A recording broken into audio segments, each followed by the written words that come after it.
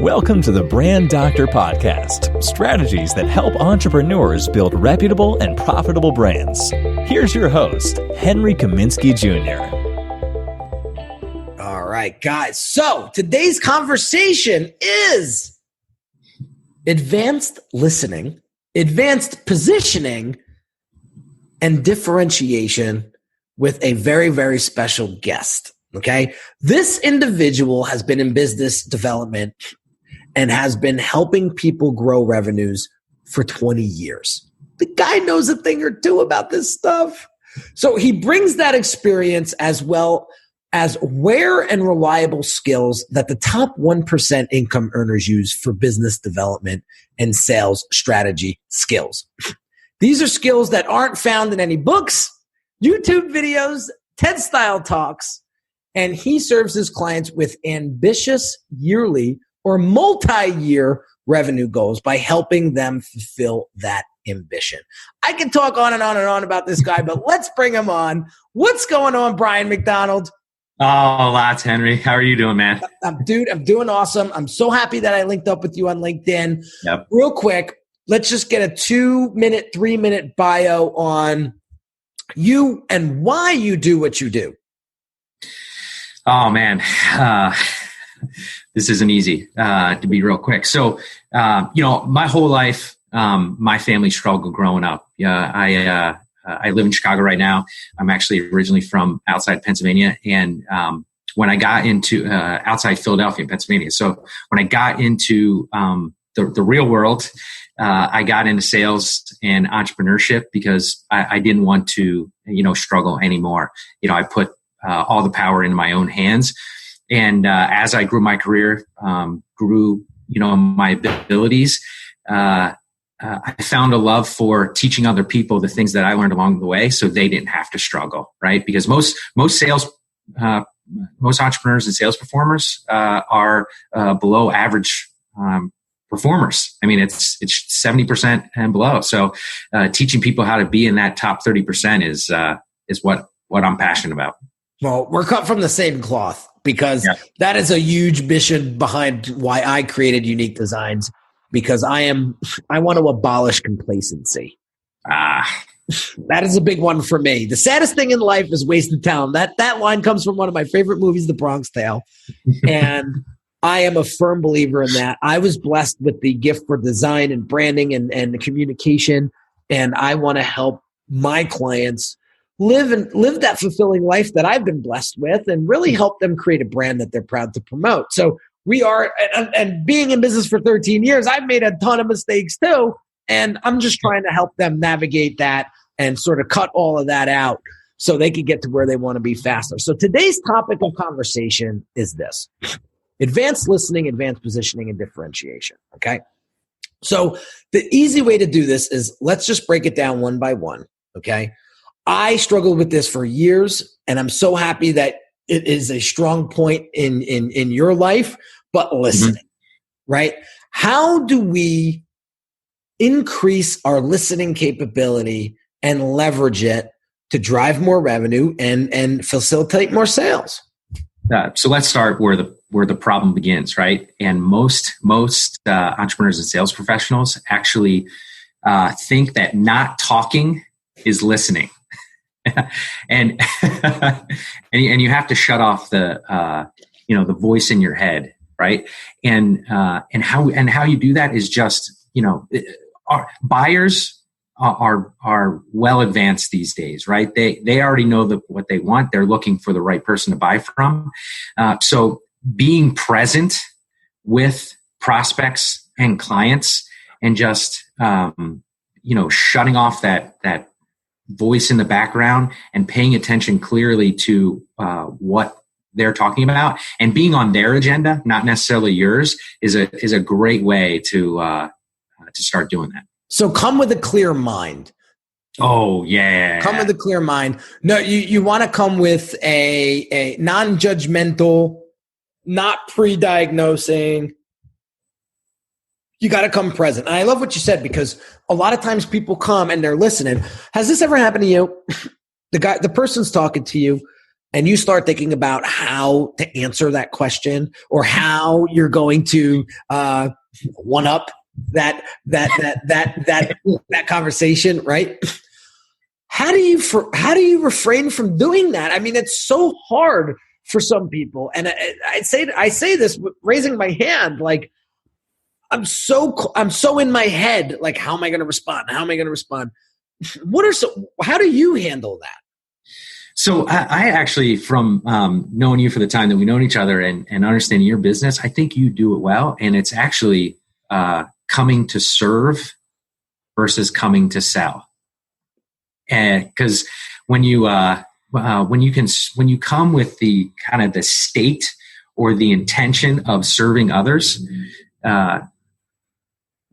you tend to refrain from selling and being that guy. And then prospects and clients can't really explain verbally why they like you. They just said this, they said this person, like, I don't know what it is about Bryan or Henry, but I just like him. And for some reason I can just tell he has my best interest in mind. Well, that's helpful. Coming to serve versus coming to sell. Yes. Very, very powerful. Okay. So as you're listening to the prospect or the person that you're talking to, what are we listening? Let's keep it business. Let's keep it in a sales context. Yeah. What are we listening for? So I'll give you the principle, and then maybe the practical things. So I have a strong belief that the prospects that we want to work with will tell us everything that we need to know to position it in the right way. We just have to be listening and have actually that intent. So I guess it's the practical way to listen is pay attention to the words that they use, and then use those words in your, how do I explain this? So if I'm sitting in front of a VP of sales and he's saying to me, he's using the word sales and not revenue, I'll remove the word revenue from my vernacular and start using sales, like kind of the mirror. So you're mirroring. Right. We have to be paying attention and intent and to do that. So that's a one practical way to do it. But the presupposition of that is, I'm entering conversations with, that they're going to tell me everything that I need to understand. And then if I can just parrot that back in a way that doesn't seem like I'm faking it, like right. I'm genuinely understood. A lot of times what prospects will say is, that sounds exactly like me, Bryan. Aha, interesting. So what are some of the questions you ask to get that intel out of them?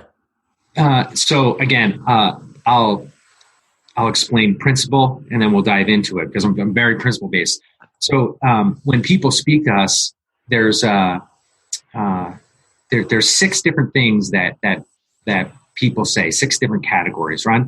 The most important in sales is people are always making assessments. So I'm listening for how they're talking and what assessments they're making and asking them to explain that assessment. So VP, like entrepreneur comes to me and says, "Hey, Bryan, I'm just not, closing enough prospects." I'd say to them, "Okay, so what does that look like? What does that mean, right, to you?" And then they give me context. They throw up like, "Well, I'm meeting, 20 people and I'm only closing, 1." Right. And you can dig into it. A lot of times we stop at the very first thing that people say without getting context. And then what we do is we apply our meaning to what they said. And that meaning has nothing to do with their meaning. I love it.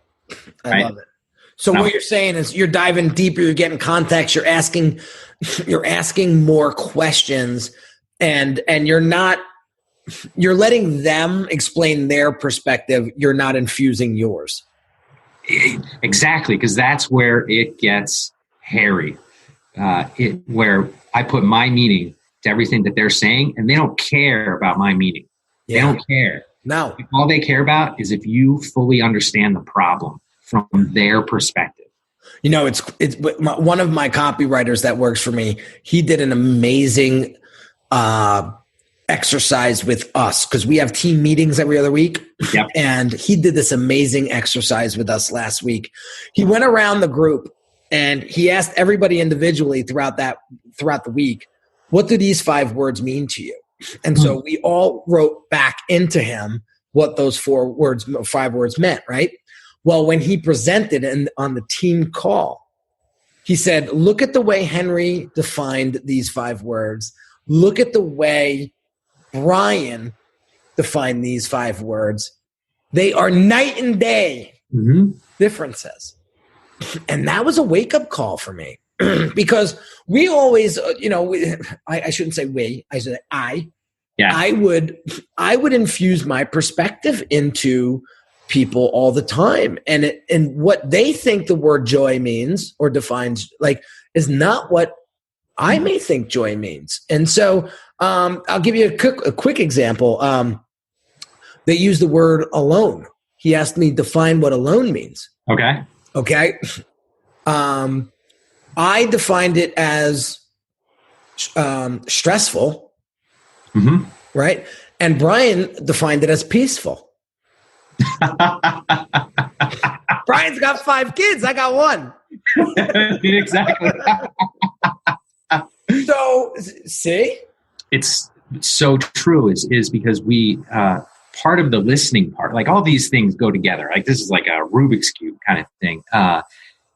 The listening to others means, another part of it means not attaching your meaning to what they're saying, right? And getting their meaning out of it.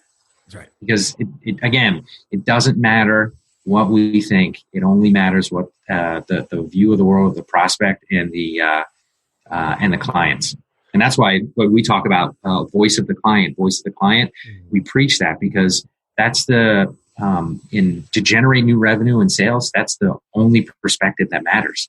Yeah. So now that we have our listening skills a little bit more dialed in, okay, let's get to the positioning part. So let's talk about advanced positioning. So when we get into a sales conversation, how does that conversation how do we need to keep the frame and position ourselves as the subject matter expert or, the authority without coming over, without being overly, it's my way or the highway. Yeah. So if you did all the listening the right way, the prospects gave you the ability to talk about the only things that matter to them, right? This is about relevance. Yeah. That's live for you guys. Yeah, right. Whatever. It's all right. The barking pit bull in the background. Oh my God. Oh, great. I love it. I'm sorry. Let's go back. Oh, good. Good. Yeah. So if you've done all that listening the right way, the prospects give you the context and what I call the relevance to talk about. Right. And the positioning is staying in that relevance because prospects don't care about anything else but that. Right. So one of the ways I explain this is, with features and benefits of entrepreneurs and sales professionals, they have like this smorgasbord of features and benefits.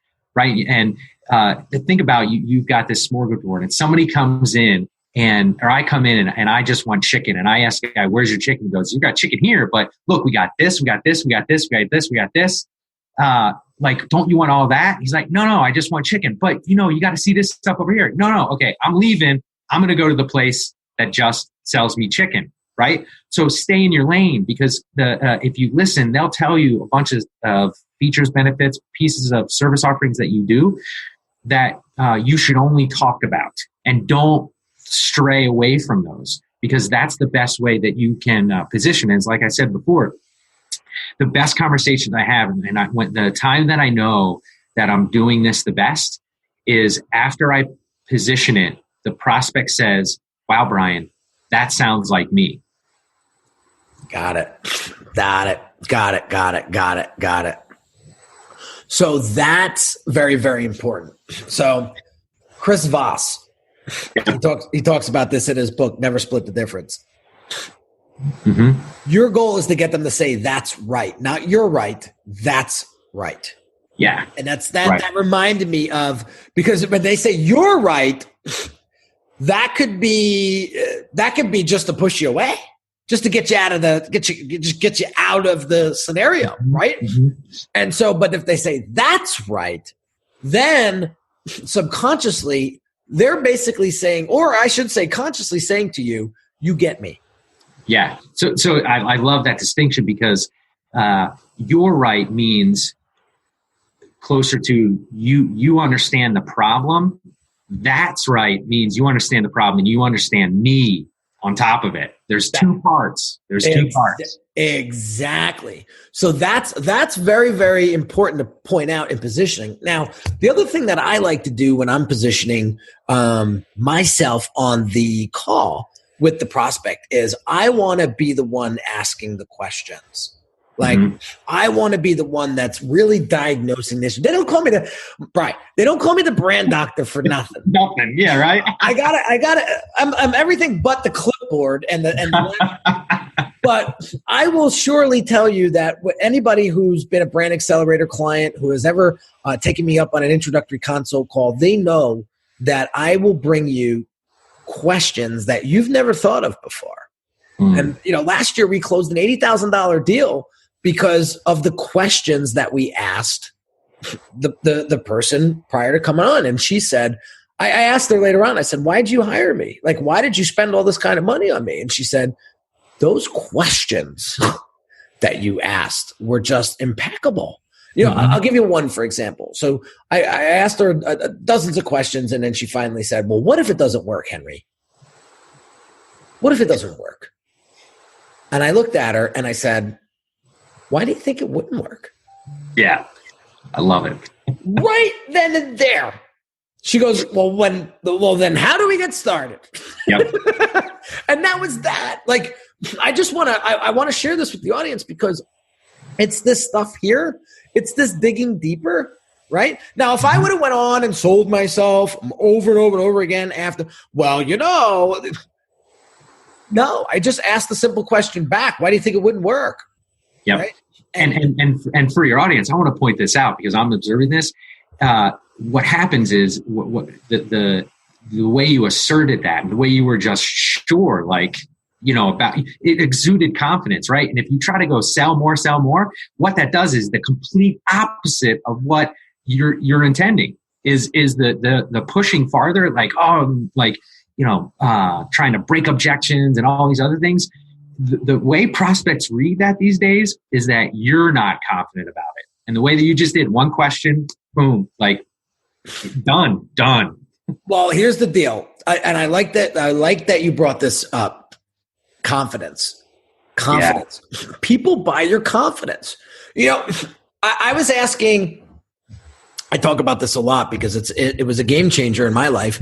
Last year, we had an incredible year. I worked with 8 clients, made more money than the 48 clients that I made the year before. And I showed my dad a check that was sent to me. It was a $50 deposit, and it was $40,000. And I snapshotted it and I sent it to my dad. And I said, Dad, how is this happening? And he said, experience. And I said, yeah, you're probably right. Been doing this for a while now. But then when I shared that conversation with my mentor, he said, yeah, that's part of it, Henry. But I think belief. The belief in yourself that you deserve this level of client and this level of revenue and everything else. That's why you're getting this stuff. And so I just want to reiterate that fact. I mean, if you don't believe in what it is that you do, what makes you think somebody is going to invest in you? It's just not going to happen, right? So, my God, I love where this conversation is going. So, but we still have a third part that we got to get to. Yeah. Take time. So let's talk about differentiation. This is a tough one for a lot of people because I get it a lot. I'm sure you get it a lot too, Bryan.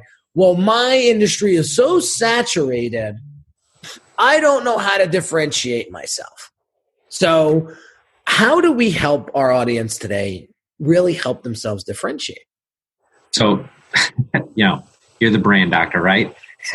and branding and differentiation go in the same, are very, very similar to me, if not the same thing. And it's like going for one niche and taking the risk of going after and dominating that niche is one way you build differentiation, right? And too many times, I think the places I see it the most are financial advisors, where everybody's a prospect.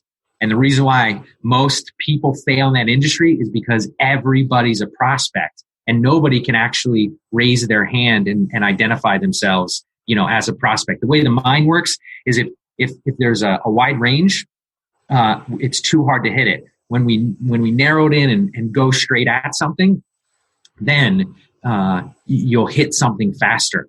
So, like for me, I'm working with early stage entrepreneurs, people who have, are a technician and have been doing what they're doing for a really long time and decided to start their own business and grow sales on their own. And sales just isn't their, particular thing. My competition is going after salespeople, insurance, producer. I mean, they're just going after large swatches of people. And I've chosen to differentiate and go in that space to get to the masses because the masses will come, right? It's like Ryan Stewman, the guy who's got Hardcore Closer. He started out going after auto sales people. People say auto sales or sell cars, and now he sells to everybody, right? So that's one way to talk quickly about differentiation. Yeah, I love it. Here's another one that I like to play around with because I'm a firm believer that the true differentiating factor between you and anybody else that does what you do is you. Yeah. And it's so quickly overlooked, right? And people want to say, people want to poo-poo personal branding and personal branding sucks or it doesn't work or anything like that. And I laugh because if you're not investing in yourself and if you're not putting in the work to develop and master yourself, then you'll never master your business.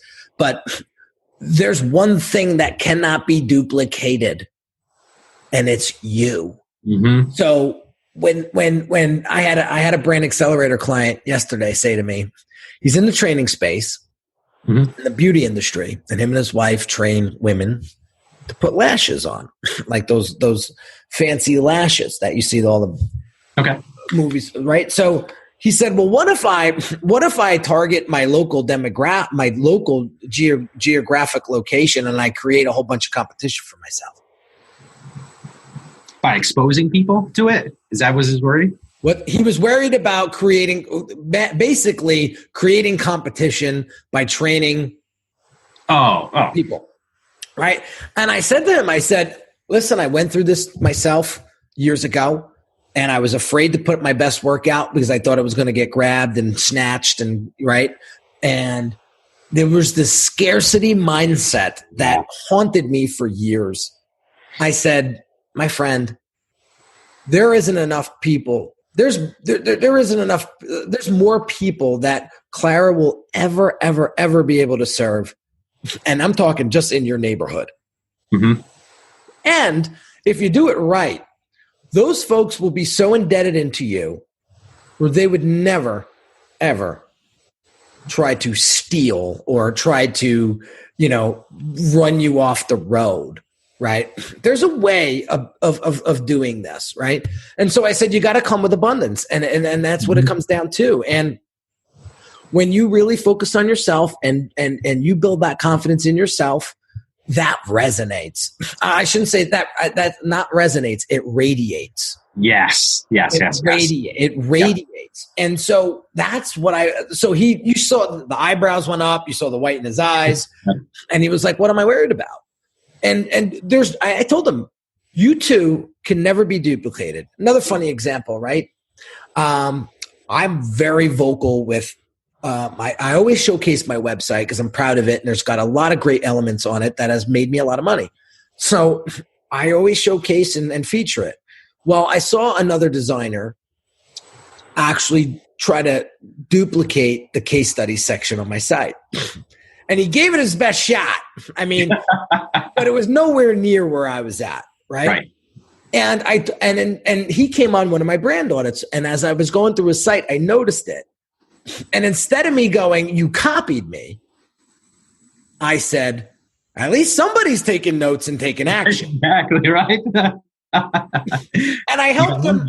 And I helped him basically improve upon it, so it could be better. But to the point, it was his style. It was his style. He got the overall strategy, but the way he tactically put it together was night and day from me. So I want people to take my strategies. Why do you think I do this podcast and these YouTube videos? I want you guys to do what I'm doing. That's why I'm here, right? And no matter how you put that together, it's going to be different than mine. So understand that you are the differentiating factor. And when you own that, like really own that, you're going to be unstoppable. You're going to be unstoppable. I mean, there's not enough that you can never get all of the business, right? At all, right? And there isn't. It's you hit the nail on the head. You're not going to grow your business if you don't grow personally. You need to start there first. If you do anything, no tactic, no strategy other than that will work to produce the results you're looking for. Yeah, I'm a firm believer in that. I think I don't think I know. That is what changed my life and changed the trajectory of my business over the past 18 months. You know, maybe my son being born, I can't believe it's 2 years already, but it's going to be 2 years August. But that had something to do with it too. I mean, I truly feel like I thought I was motivated before he came along, but once he came in the picture, it just changed my whole outlook. I saw life through a different lens. And I said, I need to master myself so I can be a good role model for him. Not to get too personal development on you guys, but I was thinking about this the other day. So my wife and I, we go to family therapy. We do it proactively. We actually really, really enjoy it. It's strengthened our relationship and our parenting skills, I have to say. And we love our therapist. But we were talking about it yesterday about how some insecurities that I had as in my early 20s and late 30s of when I got married, my wife and I really didn't want kids. We really didn't. We said, we could live our lives like this. It's pretty comfortable. But deep down, I had to ask myself, why do I not want kids? And what I found out after doing some exploration was I had this story in my head that said, you will never be half of the father that your father was to you. Wow. And that played in my head for years because my father was a single dad, and it's very uncommon. It's getting a little bit more common these days, but growing up in the late 90s, you never heard of single dads as much as you heard of single moms, right? So I seen this guy work 4 jobs. I seen this guy, bust his ass and do his thing just to put food on the table. And I said, there's no way. And I remember all the bullshit that I used to pull with him. And I said, I don't know how this man went through all of that, car accidents and getting drunk and, all these crazy things, right? I don't know how my father had the patience to deal with it all, right? So I'm telling the story yesterday, and I said, since Dante's been born, I've had a different outlook. I love my dad to death. We're best friends, and he's the best thing that ever happened to me. And he did the best he can as a dad. But instead of me saying, I wish I'm half the dad, I said to him, I'm going to be a better dad than you.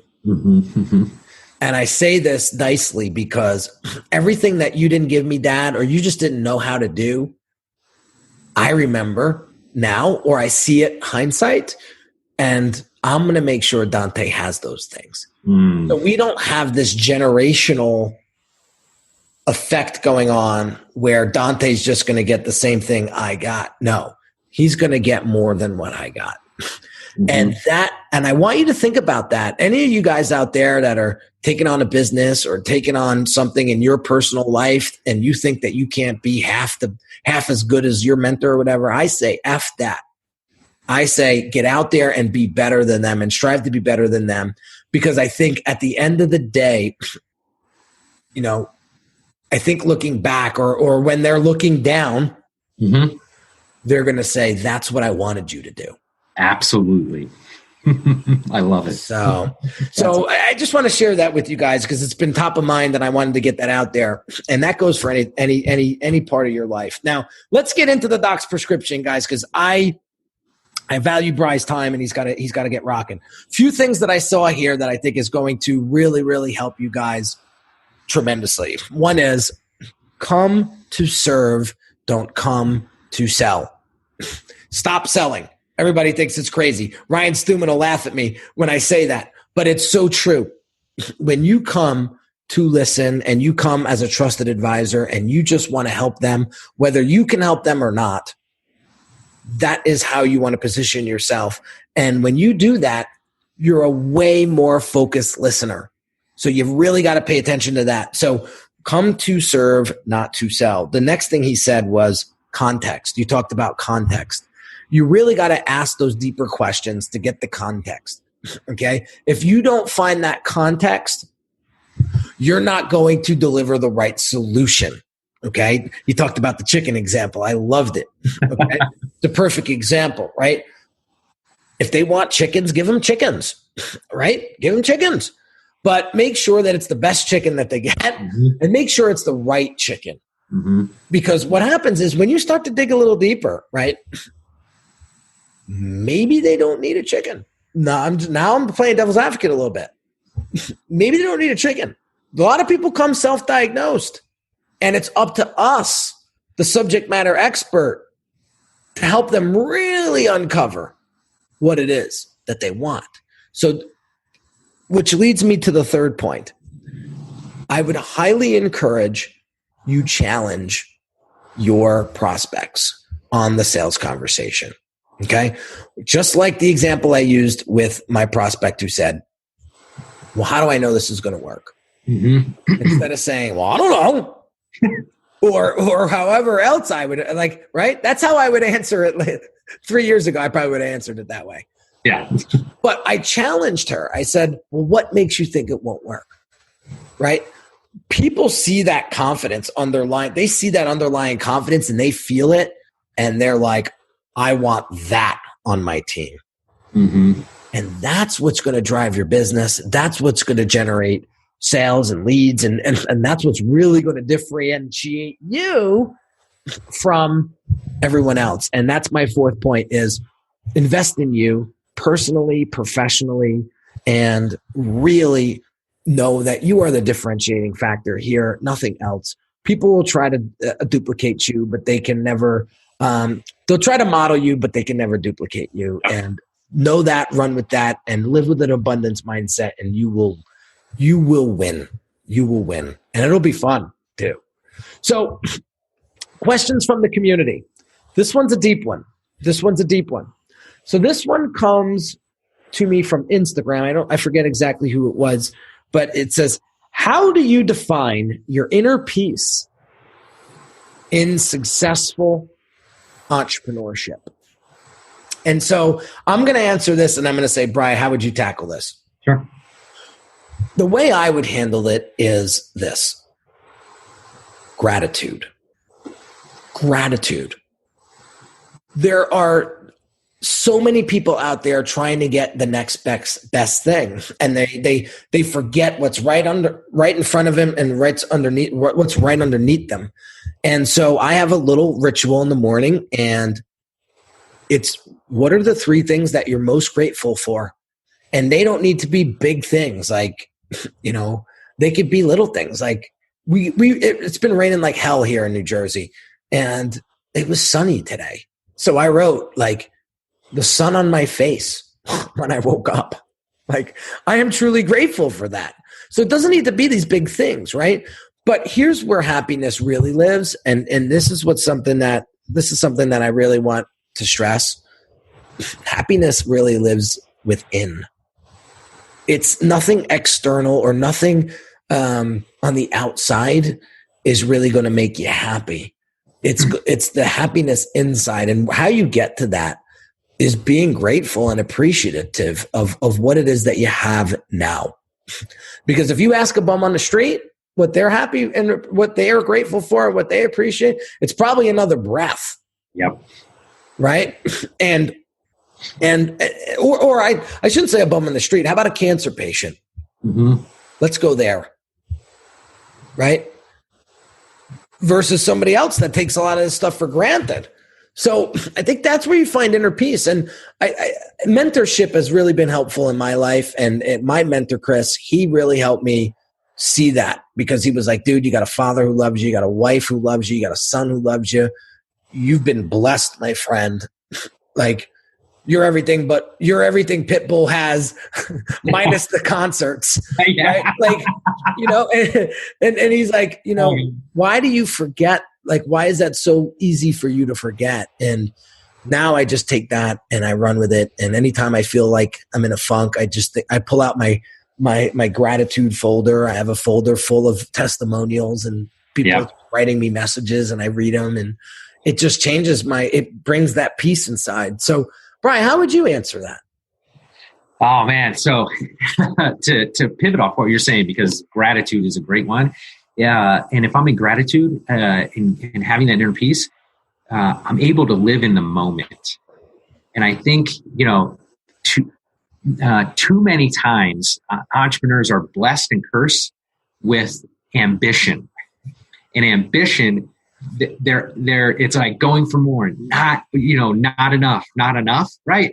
So it's just, being in the moment. Like, I've always got a lot of things to do. And on Monday night, I came home and, my wife was interviewing for she's a school teacher, so interviewing for a vice principal position. And she learned on Monday at 3:00 that she didn't get it. And she just asked, like, hey, can we, go walk from our house to downtown to the town that we live in and go out to eat and spend time with family? And instead of choosing to worry about getting a bunch of things done, I just was in the moment, walked downtown, spent time with the family, didn't set everything else aside. And what that did was, it was like this. I was more grateful for the moment and more grateful for the moment I was in the moment. And then more, I was in the moment and was more grateful. It's this, I woke up the next day super refreshed. Yeah. So, being in the moment and staying in the moment, I think is how I describe inner peace. Yeah. One of my colleagues, he said, and I have a little sticky note on my machine behind me, live in the now. Your wife needed you at that moment. Mm-hmm. And you stepped up, and that's what it's all about. Like, that's life. Life is now. It's not yesterday. It's not tomorrow. Yep. It's now. So you really got to remember those things, man. Because I hate to sound so morbid. Because one of my best friends, he said to me, "What's with all this death shit you're talking about lately?" And I said, I'm going to tell you why. I said, because I feel like a lot of people are just overconfident these days that they think they're going to live forever. Yeah. And that unfortunately it's not the truth. So I got to wake them up. Right. And I got to remind them that I can walk out my door tomorrow or today and be done. Right. And so you never want to, you keeping that in perspective really helps me tremendously do a lot of things that I normally wouldn't do. So and get to new places you've never been, I bet. That's true. That's true too. That's true too. So, Bryan, I appreciate this conversation so much, dude. Your insights are phenomenal, and you just have this glow to you, and I really enjoy talking to you, and I thank you for coming on today. Where can people learn more about you and learn more about how you serve? And so there's two main places. One, our website's onpurposegrowth.com. And then I do a lot on LinkedIn where we met. So that's linkedin.com/in/McDonald-Brand. Or you can just Google on LinkedIn, Bryan McDonald. But those are the two main places where I'm at. Awesome, dude. Well, thanks again for coming on the show, man. I really appreciate you. Thank you, man. I'm grateful. And I appreciate the time. This was well spent and phenomenal. You got it. Well, there you have it, guys. Real quick, before I go, a couple of things. One is, if you're watching this on YouTube, hit that subscribe button. Drop some comments, some questions below. What was the biggest takeaway that you got from this video? And how did it serve you? And are you executing some of the things that I mentioned in the doc's prescription? If you're listening to this on PodTunes, on iTunes, click that subscribe button. And if you take a second, please write me a quick little written review. It is the fire that fuels this show, and I really appreciate and thank you for it.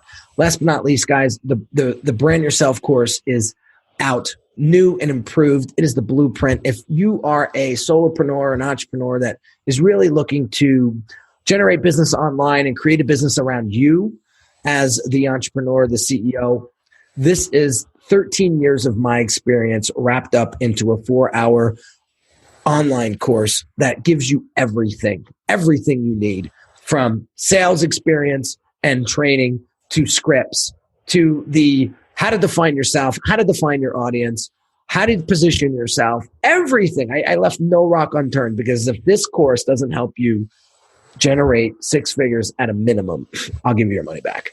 That's how confident I am in this program. So I'll leave the description or the link in the description below and in the show notes. I highly recommend you enroll in this course if you're stuck and you're looking to get through that plateau and into that next level. So have an amazing day, guys, and I will catch you next time. Take care. You've been listening to the Brand Doctor Podcast with Henry Kaminski Jr. To get your appointment with the doctor, visit Brand Audit at www.uniquedesigns.net.